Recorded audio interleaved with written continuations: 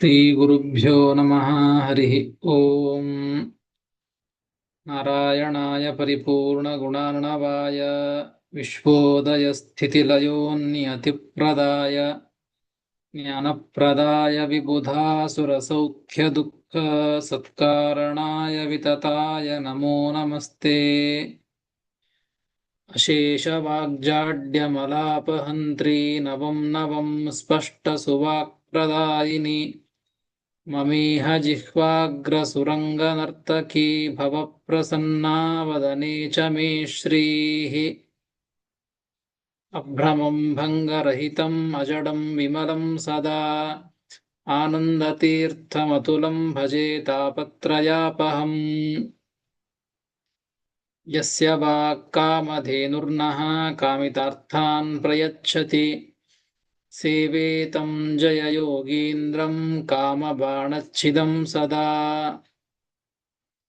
पूज्याय राघवेन्द्राय सत्यधर्मरताय च भजतां कल्पवृक्षाय नमतां कामधेनवे।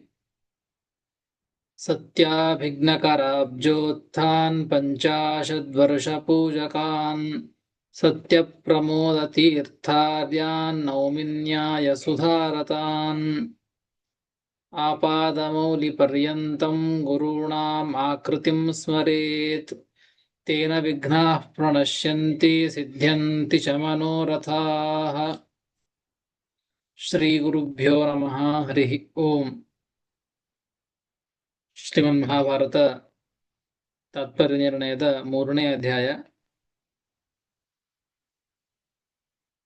ಶ್ರೀಮದಾಚಾರ್ಯರು ಅನೇಕ ವಿಚಾರವನ್ನು ತಿಳಿಸಿ ರಾಮಾವತಾರದ ಪ್ರಸಕ್ತಿಯನ್ನ ತಿಳಿಸ್ತಾ ಅಲ್ಲಿಯೂ ಕೂಡ ಆ ಎಲ್ಲ ದೇವತೆಗಳು ಕೂಡ ಹೋಗಿ ಭಗವಂತನಿಗೆ ಶರಣು ಹೊಂದಿದ್ದು ಎಲ್ಲರೂ ಸೇರಿ ಬ್ರಹ್ಮದೇವರನ್ನ ರುದ್ರದೇವರನ್ನ ಮುಂದಿಟ್ಟುಕೊಂಡು ಸ್ತೋತ್ರವನ್ನ ಮಾಡ್ತಾ ಇದ್ದಾರೆ. ಆ ಸ್ತೋತ್ರವನ್ನು ಮಾಡುವಾಗ ಅಲ್ಲಿ ಬಂದದ್ದು ಹೇಗೆ ಸ್ತೋತ್ರವನ್ನು ಮಾಡ್ತಾ ಇದ್ದದ್ದು ಅಂದ್ರೆ, ಬ್ರಹ್ಮದೇವರು ಎಂತಹ ಬ್ರಹ್ಮದೇವರು, ಹಿಂದೆ ಅನಂತ ಬ್ರಹ್ಮದೇವರು ಕಳೆದು ಹೋಗಿದ್ದಾರೆ. ಎಲ್ಲರೂ ನಿನ್ನ ಆಜ್ಞೆಯಿಂದ ಜಗತ್ತನ್ನ ಸೃಷ್ಟಿ ಮಾಡಿದ್ದು, ಈಗಲೂ ಈ ಇದ್ದಂತಹ ಬ್ರಹ್ಮದೇವರು ನಿನ್ನ ಆಜ್ಞೆಯಿಂದ ಜಗತ್ತನ್ನ ಸೃಷ್ಟಿ ಮಾಡಿದ್ದು, ಮುಂದೆ ಬರುವಂತಹ ಅನಂತ ಬ್ರಹ್ಮರು ಕೂಡ ನಿನ್ನ ಆಜ್ಞೆಯಿಂದ ಜಗತ್ತನ್ನ ನಿರ್ಮಾಣ ಮಾಡ್ತಾರೆ, ಸೃಷ್ಟಿ ಮಾಡ್ತಾರೆ ಅಂತ ಹೇಳಿ ಆ ಬ್ರಹ್ಮದೇವರ ಸಾಮರ್ಥ್ಯವನ್ನ ತಿಳಿಸಿದರೆ, ಆಗ ಅಂತಹ ಬ್ರಹ್ಮದೇವರು ಭಗವಂತನ ಆಜ್ಞೆಯನ್ನ ಪಡೆದುಕೊಂಡು ತಾವು ಜಗತ್ತಿನ ಸೃಷ್ಟಿಯನ್ನ ಮಾಡ್ತಾರೆ ಅಂತಂದಾಗ ಆ ಭಗವಂತನ ಸಾಮರ್ಥ್ಯವನ್ನ ಹೊಗಳಿದಂತೆ ಆಗ್ತದೆ, ಭಗವಂತನ ಸಾಮರ್ಥ್ಯವನ್ನ ತಿಳಿಸಿಕೊಟ್ಟಂತೆ ಆಗ್ತದೆ.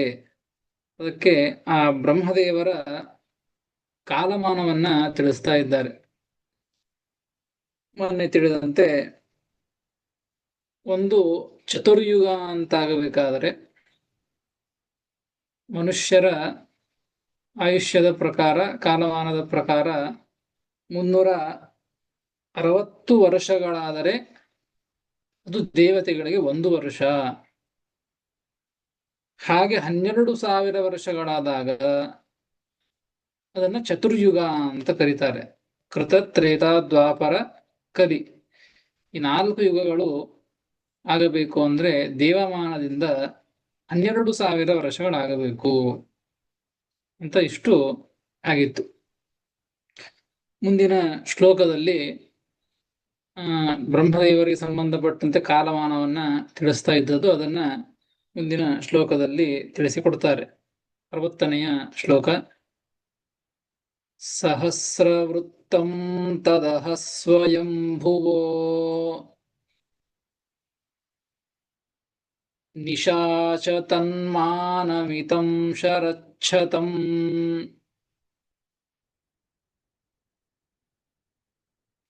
ತ್ವದಾಜ್ಞೆಯಾ ಸ್ವಾನನುಭೂಯ ಭೋಗಾನ್ उपैति सोऽपि ತ್ವರಿತಂ ತ್ವದಂತಿಕಂ ಸಹಸ್ರವೃತ್ತಂ ತದಹ ಸ್ವಯಂಭುವೋ ನಿಶಾಚ ತನ್ಮಾನಮಿತಂ ಶರಚ್ಛತಂ ತ್ವದಾಜ್ಞೆಯಾ ಸ್ವಾನನುಭೂಯ ಭೋಗಾನುಪೈತಿ ಸೋಪಿ ತ್ವರಿತಂ ತ್ವದಂತಿಕಂ ಎಂಬುದಾಗಿ 60ನೆಯ ಶ್ಲೋಕ. ಪದವಿಭಾಗ. ಸಹಸ್ರವೃತ್ತಂ ತತ್ ಅಹಃ ಸ್ವಯಂಭುವಃ ನಿಶಾ ಚ ತತ್ ಮಾನಂ ಇತಂ ಶರಚ್ಛತಂ ಬಿಡಿಸಿಕೊಳ್ಳೋದು ಶರತ್ ಶತಂ ಶತಂ ಶರತ್ ಅನ್ವಯ ಮಾಡಿಕೊಳ್ಳುವಾಗ ಶರತ್ ಶತಂ ತ್ವದಾಜ್ಞೆಯ ಸ್ವಾನ್ ಅನುಭೂಯ ಭೋಗಾನ್ ಉಪೈತಿ ಸಹ ಅಪಿ ತ್ವರಿತಂ ತ್ವದಂತಿಕಂ ಎಂಬುದಾಗಿ ಪದವಿಭಾಗ. ಸಹಸ್ರವೃತ್ತಂ ತದಹ ಸ್ವಯಂಭುವೋ ಅಂದ್ರೆ ಬ್ರಹ್ಮದೇವ ಈಗ ಹೇಳಿದ್ದು 4 ಯುಗಗಳು ಅಂದ್ರೆ 12,000 ವರ್ಷಗಳಾದ್ರೆ ದೇವಮಾನದಿಂದ 4 ಯುಗಗಳು ಅಂತ ಹೇಳಿದ್ದು. ತತ್ ಅಂದ್ರೆ ನೋಡಿ ಸಹಸ್ರವೃತ್ತಂ ತದಹ ಅಂತ ತತ್ ಅಂತ ಶಬ್ದ ಇದೆ ಅಲ್ಲಿ ತದಹ ಎಂಬುವಲ್ಲಿ. ತತ್ ಅಂದ್ರೆ ತದ್ಯುಗ ಚತುಷ್ಟಯಂ ಅಂತ ಅರ್ಥ. ಹಿಂದೆ ಹೇಳಿದಂತೆ 4 ಯುಗಗಳು 12,000 ವರ್ಷ ದೇವಮಾನದಿಂದ ಆದಂತಹ ಆ 4 ಯುಗಗಳು ಇವೇನಿವೆ ಅಲ್ಲ. ಸಹಸ್ರವಾರಂ ಆವರ್ತಿತಂ ಸಹಸ್ರವೃತ್ತಂ ಅಂದ್ರೆ 1000 ಬಾರಿ ಆಗಬೇಕು. ಅಂತಹ 12,000 ದೇವಮಾನದಿಂದ 12,000ಗಳಾದಂತಹ ಆ ಚತುರ್ಯುಗಗಳು ಅಂತಹವು 1000 ಆಗಬೇಕು. ಸಹಸ್ರವೃತ್ತಂ 1000 ಆದಾಗ ಸ್ವಯಂಭುವಃ ಅಹಃ ಭವತಿ ಇದಿಟ್ಟುಕೋಬೇಕು. ಸ್ವಯಂಭುವಃ ಆ ಬ್ರಹ್ಮದೇವರಿಗೆ ಎಷ್ಟು ಅಂದ್ರೆ ನೋಡಿ 12,000 ವರ್ಷಗಳಾದಾಗ ಬ್ರಹ್ಮದೇವರಿಗೆ ನೋಡಿ ಚತುರ್ಯುಗಗಳು ಅಂತಹ ಚತುರ್ಯುಗಗಳು 1000 ಆಗಬೇಕು. 1000 ಆದಾಗ ಆ ಬ್ರಹ್ಮದೇವರಿಗೆ ತತ ಅಹಹ ಅಂತ ಹೇಳ್ತಾರೆ. ಅಹಹ ದಿನಂ ಭವತಿ ಅದು ಬ್ರಹ್ಮದೇವರಿಗೆ ಒಂದು ಹಗಲು ಅಂತ ಆಗ್ತದೆ. ಹಗಲು ರಾತ್ರಿ ಅಂತಿದೆ, ಅದರಲ್ಲಿ ಹಗಲು ಬ್ರಹ್ಮದೇವರಿಗೆ ಆಗ್ತದೆ ಈ ರೀತಿಯಾಗಿ ಕಾಲ ಕಳೆದಾಗ. ಮತ್ತು ಚ ನಿಶಾ ರಾತ್ರಿರಪಿ ತಾವತಿ ಚ ಶಬ್ದ ಇದೆ ಮುಂದೆ ನಿಶಾಚ ಅಂತೇಳಿ ಚ ಮತ್ತು ನಿಶಾ ತತ್ ಸಹಸ್ರವೃತ್ತಂ ನಿಶಾ ಭವತಿ. ಅದೇ ರೀತಿಯಾಗಿ ಮತ್ತೆ 1000 ಚತುರ್ಯುಗಗಳು ಕಳೆದಾಗ ಆಗ ಮತ್ತೆ ಬ್ರಹ್ಮದೇವರಿಗೆ ಒಂದು ರಾತ್ರಿ ಅಂತ ಆಗ್ತದೆ. ಹೀಗಾಗಿ ಚತುರ್ಯುಗಗಳು 1000 ಕಳೆದರೆ ಹಗಲು, 1000 ಕಳೆದರೆ ರಾತ್ರಿ. ತನ್ಮಾನೇನ ಪೂರ್ವೋಕ್ತ ಅಹೋರಾತ್ರಿಮಾನೇನ ಮಿತಂ ಪರಿಮಿತಂ. ಮಾನ ಮಿತಂ ಅದು ಒಂದೇ ಶಬ್ದಗಳನ್ನ ಬಿಡಿಸಿದ್ದೆ, ಒಂದೇ ಶಬ್ದವನ್ನು ಹೇಳಿದ್ದಾರೆ. ತತ್ ಮಾನಮಿತಂ, ಮಿತಂ ಎಂಬುದಕ್ಕೆ ಪರಿಮಿತಂ ಅಂತ ಅರ್ಥ.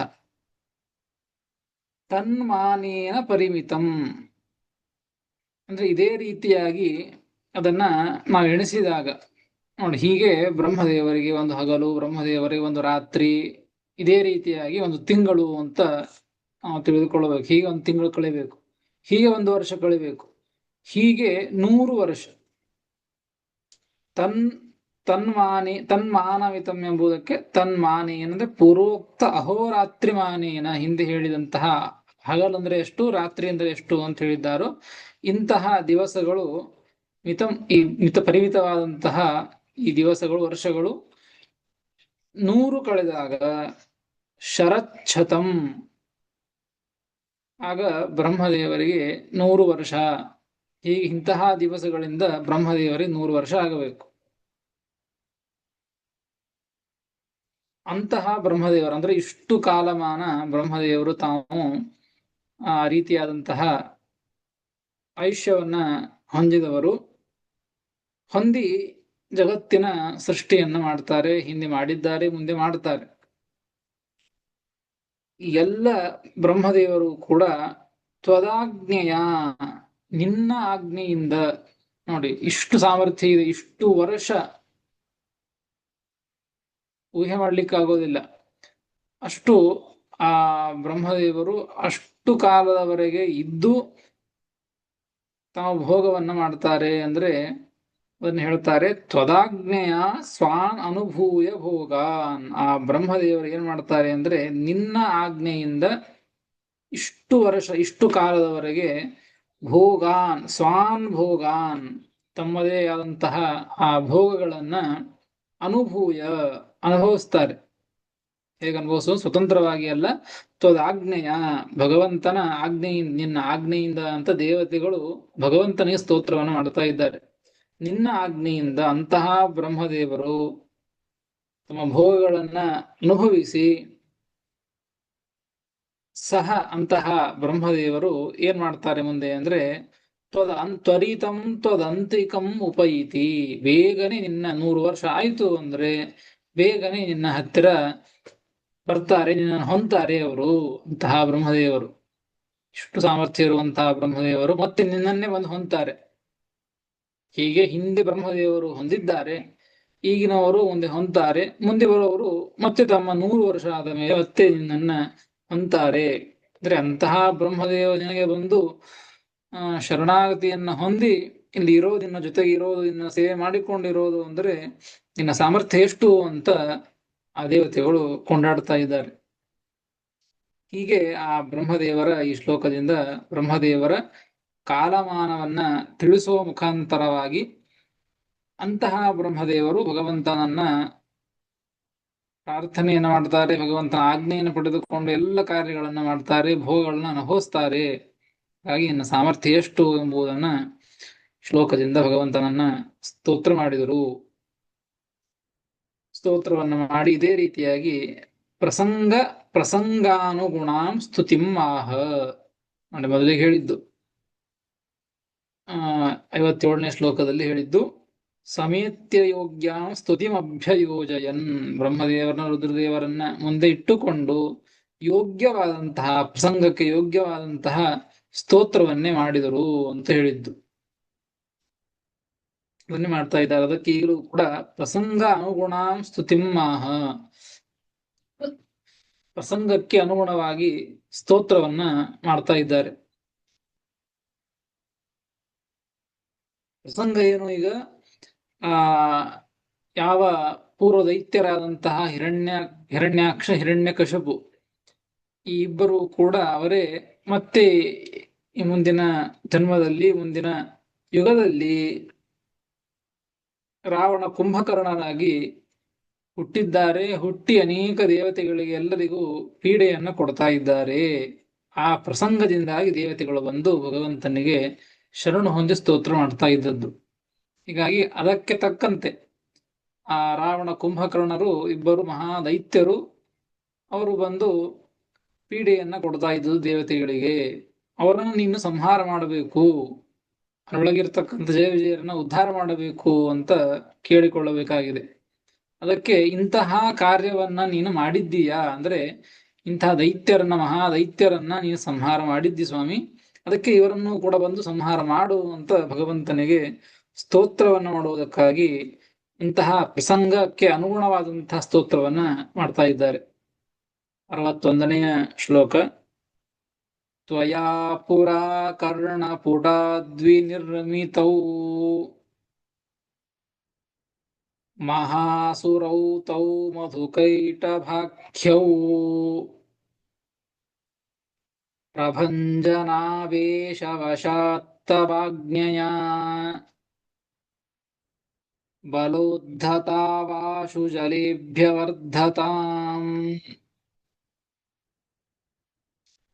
त्वया पुरा कर्णपुटाद्विनिर्मितौ महासुरौ तौ मधुकैटभाख्यौ प्रभञ्जनावेशवशात्तवाग्न्यया बलोद्धतावाशु जलेभ्यवर्धताम् ಎಂಬುದಾಗಿ 61ನೆಯ ಶ್ಲೋಕ. ಪದವಿಭಾಗ. ತ್ವಯಾ ಪುರಾ ಕರ್ಣಪುಟಾತ್ ವಿನಿರ್ಮಿತೌ ಮಹಾಸುರೌ ತೌ ಮಧುಕೈಟಭಾಖ್ಯೌ ಪ್ರಭಂಜನಾವೇಶವಶಾತ್ ಒಂದೇ ಶಬ್ದ ಅದು.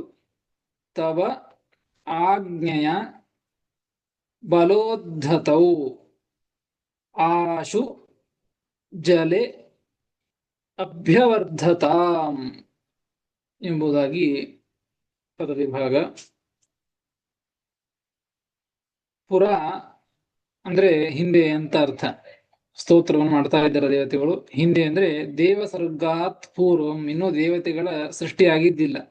ಸೃಷ್ಟಿ ಆಗೋಕ್ಕಿಂತ ಮೊದಲಿಗೆ ಅಂತ ಅರ್ಥ.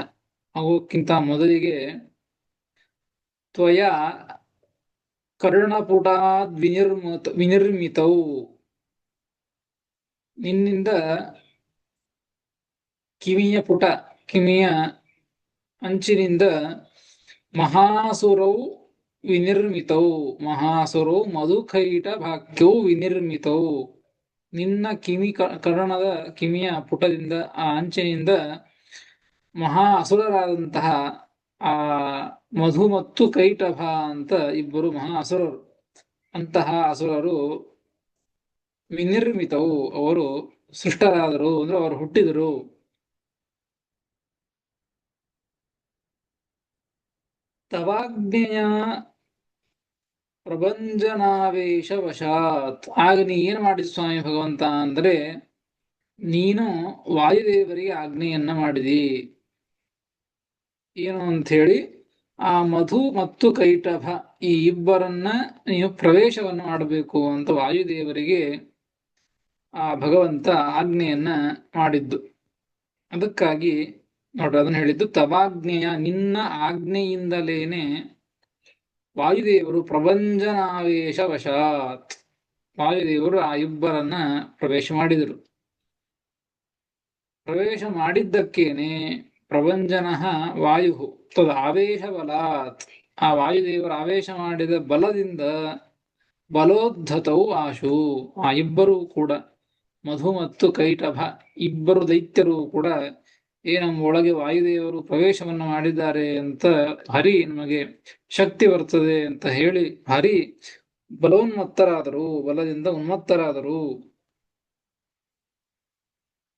ಬಲೋದ್ಧತವು ಆಶು, ಬಲದಿಂದ ಉನ್ಮತ್ತರಾಗಿ ಜಲೆ ಅಭ್ಯವರ್ಧತಾಂ, ಆ ಇಬ್ಬರು ಕೂಡ ಏನು ಮಾಡಿದರು ಅಂದ್ರೆ, ಆ ಪ್ರಳಯ ಕಾಲದ ನೀರಿತ್ತು, ಆ ಪ್ರಳಯ ಕಾಲದ ನೀರಿನೊಳಗೆ ತಾವು ಅಭ್ಯವರ್ಧತಾಂ, ಬೆಳೆಯಲಿಕ್ಕೆ ಶುರು ಮಾಡಿದರು. ಅಂದ್ರೆ ಬೆಳಕೋತ್ ಹೊಂಟ್ರು ಅವರಿಬ್ರು ಕೂಡ. ಭಾರೀ ಪ್ರಬಲರು, ಭಾರೀ ಬಲದಿಂದ ಉನ್ಮತ್ತರಾದಂಥವರು. ತಾವು ಆ ಜಲ ಪ್ರಳಯದೊಳಗೆ ತಾವು ಬೆಳೀತಾ ಹೋದರು. ಈ ರೀತಿಯಾಗಿ ಆ ಭಗವಂತನ ಸ್ತೋತ್ರವನ್ನು ಮಾಡ್ತಾ ಇದ್ದಾರೆ. ಇದೇ ಸ್ತೋತ್ರ ಅಂತಲ್ಲ, ಭಗವಂತನ ಕರ್ಣಪುಟದಿಂದ ಹುಟ್ಟಿದರು ಅವರಿಬ್ರು. ಬ್ರಹ್ಮದೇವರ ಒಂದು ವಾಯುದೇವರ ಆವೇಶದಿಂದಾಗಿ ವಿಶೇಷವಾಗಿ ಬಲೋನ್ಮತ್ತರಾಗಿ ಜಲಪ್ರಳಯದೊಳಗೆ, ಆ ಪ್ರಳಯದ ಜಲದೊಳಗೆ ವಿಶೇಷವಾಗಿ ತಾವು ಬೆಳೀತಾ ಹೋದ್ರು ಅಂತ ಇದು ಸ್ತೋತ್ರ ಅಲ್ಲ, ಅಂಥವರನ್ನ ನೀನು ಸಂಹಾರ ಮಾಡಿದಿ ಅಂತ ಮುಂದೆ ಹೇಳೋರಿದ್ದಾರೆ. ಹೀಗಾಗಿ ಈ ಶ್ಲೋಕದಿಂದ ಒಟ್ಟು ಸ್ತೋತ್ರವನ್ನು ಮಾಡಿದಂತೆ. ಇನ್ನು ಮುಂದಿನ ಶ್ಲೋಕಗಳಲ್ಲಿ ಏನು ಸ್ತೋತ್ರ ಮಾಡಿದರು ಅಂತ ಮತ್ತೆ ಮುಂದಿನ ಶ್ಲೋಕದಲ್ಲಿ ತಿಳಿಸಿಕೊಡ್ತಾರೆ. 62ನೆಯ ಶ್ಲೋಕ. ತ್ವದಾಜ್ಞೆಯ ಬ್ರಹ್ಮ ವರಾದಬದ್ಧ್ಯೌ ಚಿಕ್ರೀಡಿಶಾ ಸಂಭವಯಾಮುಖೋದ್ಗತಾನ್ ಸ್ವಯಂಭುವೋ ವೇದಗಣಾನಹರ್ಷತಾಂ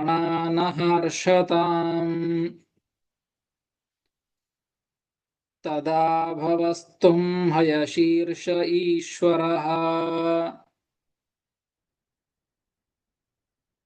ತ್ವದಾಜ್ಞೆಯಾ ಬ್ರಹ್ಮವರಾದವಧ್ಯೌ ಚಿಕ್ರೀಡಿಶಾ ಸಂಭವಯ ಮುಖೋದ್ಗತಾನ್ ಸ್ವಯಂಭುವೋ ವೇದಗಣಾನ್ ಹರ್ಷತಾಂ ತದಾ ಭವಸ್ತುಂ ಹಯಶೀರ್ಷ ಈಶ್ವರಃ ಎಂಬುದಾಗಿ 62ನೇ ಶ್ಲೋಕ ಪದವಿಭಾಗ. ತ್ವದಾಜ್ಞೆಯ ಬ್ರಹ್ಮವರಾತ್ ಅವಧ್ಯೌ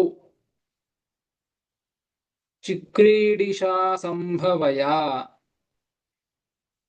ಮುಖೋದ್ಗತಾನ್ ಸ್ವಯಂಭುವಃ ವೇದಗಣಾನ್ ಅಹರ್ಷತಾಂ ತದಾ ಅಭವಃ ತ್ವಂ ಹಯಶೀರ್ಷಃ ಈಶ್ವರಃ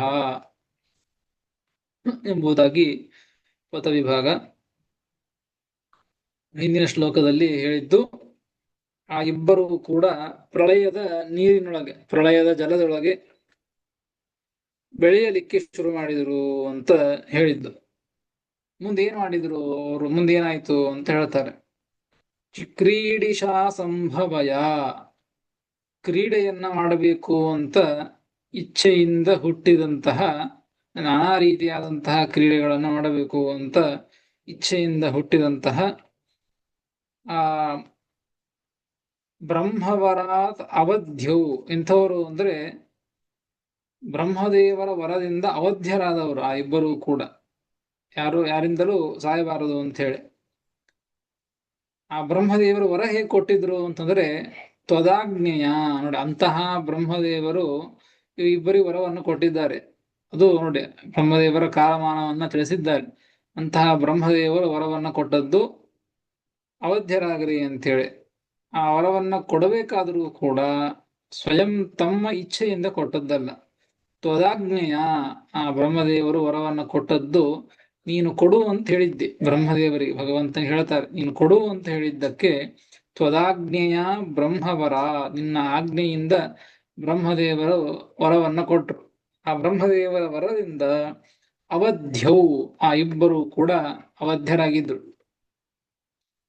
ಅವಧ್ಯರಾದಂತಹ ಆ ಇಬ್ಬರನ್ನ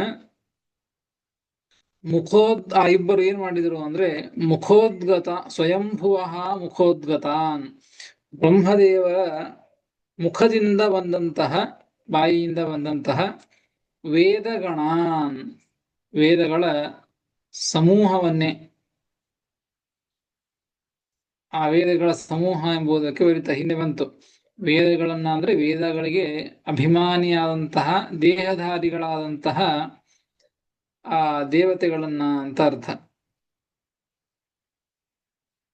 ಸ್ವಯಂಭುವಃ ಮುಖೋದ್ಗತಾನ್ ವೇದಗಣಾನ್, ಬ್ರಹ್ಮದೇವರ ಮುಖದಿಂದ ಬಂದಂತಹ ವೇದಗಳ ಸಮೂಹವನ್ನ, ಅಂದ್ರೆ ವೇದಗಳ ಅಭಿಮಾನಿ ದೇವತೆಗಳನ್ನ, ದೇಹಧಾರಿಯಾದಂಥ ದೇವತೆಗಳನ್ನ ಆ ಇಬ್ಬರೂ ಕೂಡ, ಮಧು ಮತ್ತು ಕೈಟಭ, ಆ ಇಬ್ಬರು ಕೂಡ ಏನ್ ಮಾಡಿದ್ರು ಅಂದ್ರೆ ಅಹರ್ಷತಾಂ, ಆ ವೇದಗಳನ್ನ ಅಪಹಾರ ಮಾಡಿಕೊಂಡು ಹೋದ್ರು. ಅವಾಗ ನೀ ಏನ್ ಮಾಡಿದ ಸ್ವಾಮಿ ಅಂತ ಸ್ತೋತ್ರ ಮಾಡ್ತಾ ಇದ್ದಾರೆ. ತದಾ ಈಶ್ವರ ಹಯಶೀರ್ಷಃ ತ್ವಂ ಅಭವಃ, ತ್ವಂ ನೀನು, ಆ ಪ್ರಸಂಗದೊಳಗೆ ಈಶ್ವರ ಅಪಿ, ಸಮರ್ಥನಾದರೂ ಕೂಡ ಈಶ್ವರ ಅಪಿ, ಏನ್ ಮಾಡಿದಿ ಅಂತಂದ್ರೆ ಹಯಶೀರ್ಷಃ ಅಭವಃ,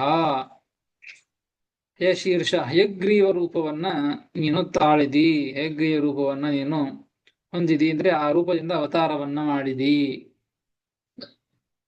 ಎಂಬುದಾಗಿ ಈ ರೀತಿಯಾಗಿ ಈ ಶ್ಲೋಕದಲ್ಲಿ ತಿಳಿಸ್ತಾ ಇದ್ದದ್ದು. ಅಂದ್ರೆ ಬ್ರಹ್ಮದೇವರ ವರದಿಂದ ಅವಧ್ಯರಾದಂತಹ ಇಬ್ಬರು ಏನು ಮಾಡಿದ್ರು ಅಂದ್ರೆ ಬ್ರಹ್ಮದೇವರ ಮುಖದಿಂದ ಹುಟ್ಟಿದಂತಹ ವೇದಗಳನ್ನ ಅಥವಾ ವೇದಾಭಿಮಾನಿ ದೇವತೆಗಳನ್ನ ಅಪಹಾರ ಮಾಡಿದ್ರು. ಅಪಹಾರ ಮಾಡಿದಾಗ ಸ್ವಯಂ ನೀನು ಸಮರ್ಥ, ಏನ್ ಬೇಕಾದ್ ಮಾಡಬಹುದು, ಅಲ್ಲಿ ಕುಳಿತುಕೊಂಡಿರ್ಬೇಕಾದರೂ ಕೂಡ ಅವರನ್ನು ಸಂಹಾರ ಮಾಡಬಹುದಾಗಿತ್ತು. ಈಶ್ವರ ನೀನು, ಈಶ್ವರೋಪಿ, ಈಶ್ವರನಾದರೂ ಕೂಡ ಲೀಲೆಗಾಗಿ ಏನು ಹಯಶೀರ್ಷಃ ಅಭವಃ ಹಯಗ್ರೀವ ರೂಪವನ್ನ ತಾಳಿದಿ ಅಂತ ಈ ರೀತಿಯಾಗಿ ಸ್ತೋತ್ರವನ್ನ ಮಾಡ್ತಾ ಇದ್ದಾರೆ. ಮುಂದಿನ ಶ್ಲೋಕದಲ್ಲಿ ಹಯಗ್ರೀವನಾಗಿ ಏನು ಕಾರ್ಯವನ್ನು ಮಾಡಿದೆ ಎಂಬುದನ್ನ ತಿಳಿಸ್ತಾರೆ. ಈ ಶ್ಲೋಕದಲ್ಲಿ ಈ ಈ ಇವತ್ತಾದಂತಹ ಶ್ಲೋಕದಲ್ಲಿ ಒಂದು ವಿಚಾರವನ್ನ ತಿಳಿಸಿಕೊಟ್ಟದ್ದು ಶ್ರೀಮದ್ ಆಚಾರ್ಯರು.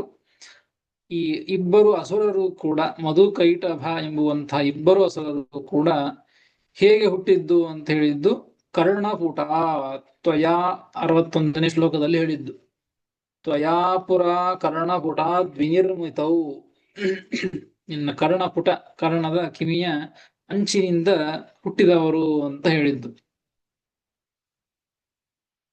ಮತ್ತೊಂದು ಹಯಶೀರ್ಷ ಅಂತ ಪಂಚರಾತ್ರದಲ್ಲಿ ಒಂದು ಭಾಗ. ಆ ಪಂಚರಾತ್ರದಲ್ಲಿ ಹಯಶೀರ್ಷ ಎಂಬುವಂತಹದ್ದರಲ್ಲಿ ಅಲ್ಲಿ ಹೇಳಿದ್ದೇನು ಅಂದ್ರೆ ಸ್ವಯಂ ಹಯಗ್ರೀವ ದೇವರೇ ಹೇಳಿದಂತಹ ಮಾತದು. ಹಯಗ್ರೀವ ವಚನಂ ಅಂತ ಹೇಳ್ತಾರೆ. ಏನ್ ಹೇಳಿದ್ದು ಅಂದ್ರೆ ಅಲ್ಲಿ